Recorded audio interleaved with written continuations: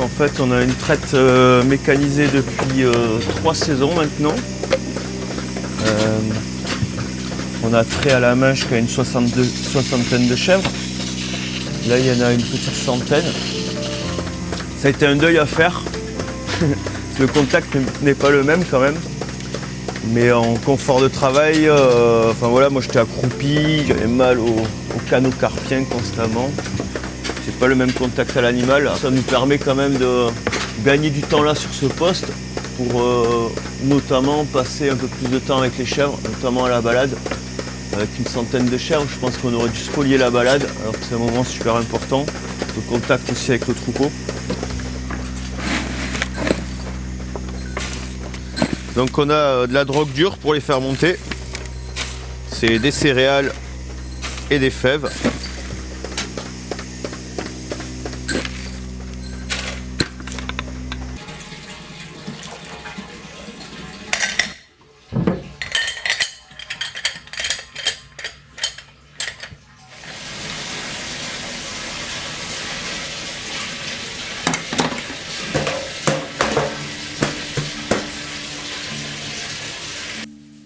C'est ici que tout le lait de la ferme est transformé.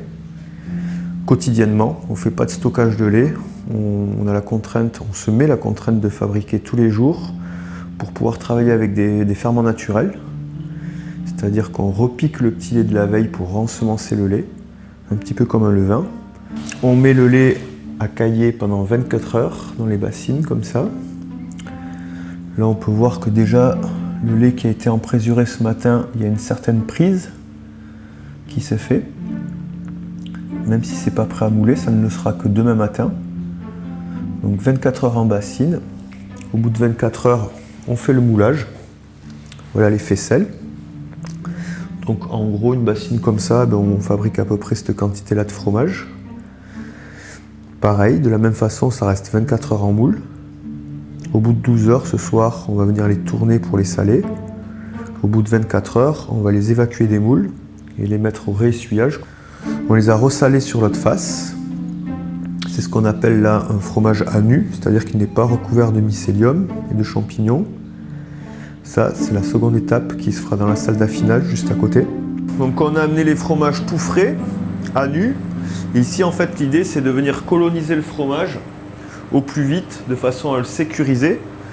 Donc avec mycélium, là, généralement, ce qui est utilisé pour les lactiques, c'est Candidum.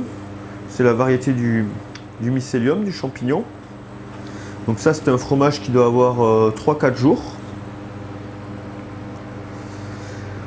Là, on peut voir que ceux-ci, par exemple, sont entièrement recouverts de mycélium.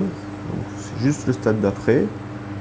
Après, quelque chose qui parle un peu, ça va être ça. Où c'est que là, le champignon, il commence à gonfler.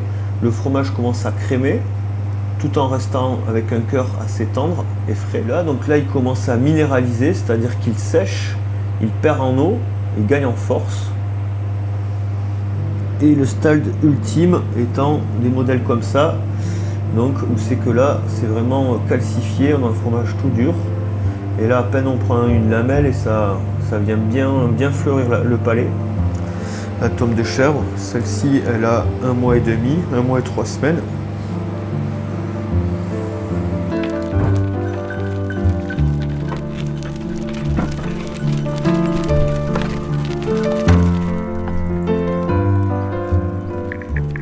C'est la saison des glands là pour les chèvres.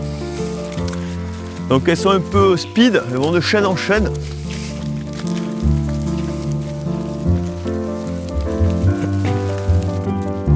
Yalla. Là, l'idée de la balade, c'est vraiment un moment privilégié d'observation déjà. Comment va le troupeau.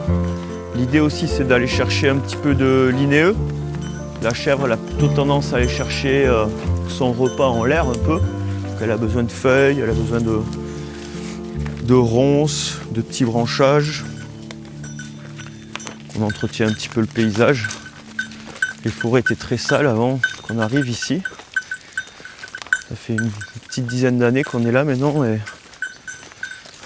C'est chouette, on est sur des sentiers de randonnée pédestres aussi. Du coup on participe un peu à l'entretien du paysage.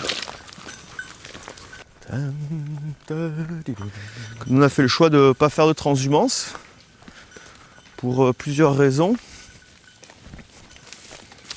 Avant tout parce que moi j'étais dans l'idée de rester sur un petit troupeau, de pouvoir valoriser au maximum la production faite sur place.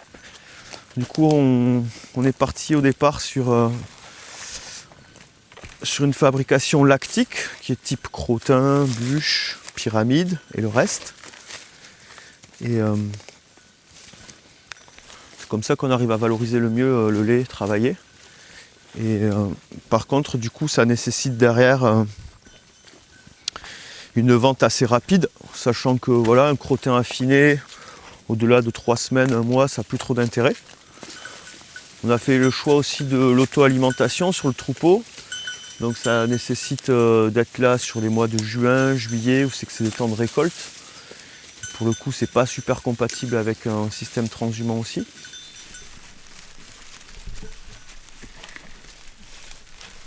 La chèvre là-bas, ça vient des pays méditerranéens et plutôt sec. Et c'est vrai qu'ici en Béarn, où c'est qu'on est plutôt en zone tropicale, on va dire métropolitaine, on peut avoir pas mal de soucis parasitaires. Et donc là, c'est avant tout la prévention, c'est-à-dire peu de chargement à l'hectare, des rotations de package longues de 6 semaines, des apports de tanin via la forêt. Ça c'est pareil, c'est des prairies qui sont un peu à l'abandon. On est plutôt sur une zone de coteaux à vocation d'élevage. Et du coup là c'est plutôt la déprise agricole dans le coin. Donc pareil, on essaye d'y passer de temps en temps pour pas que les prairies se ferment.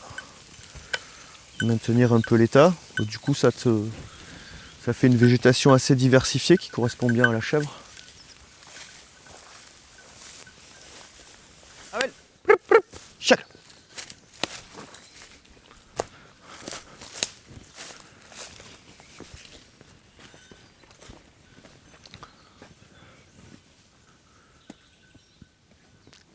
T'es où est là? Quand on fait les balades avec les chevreaux, parce que là du coup il y a une centaine de mères, ça veut dire plus de 150 chevreaux.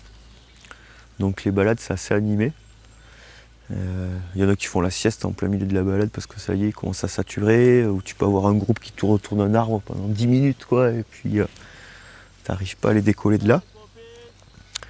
Donc c'est tout un travail de patience. La chèvre de toute manière en règle générale, c'est un travail de patience et d'anticipation. Mais voilà, moi c'est la façon que j'ai trouvé de travailler qui me correspond éthiquement quoi.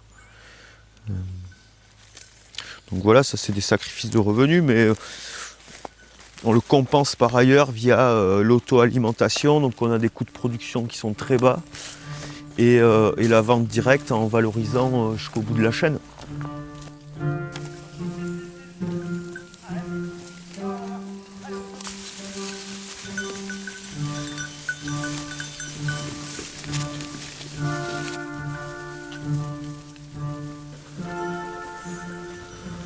Ouais, l'éleveur, c'est vraiment un mode de vie. Il y a quelque chose d'ascétique un petit peu là-dedans. Les choses qui reviennent dans la journée, le cycle des saisons, la présence, le soin.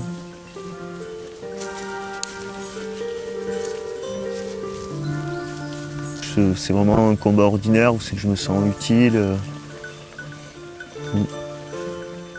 De maîtriser entre guillemets toute une chaîne quoi, où c'est que tu pars de l'herbe et tu arrives à un produit final.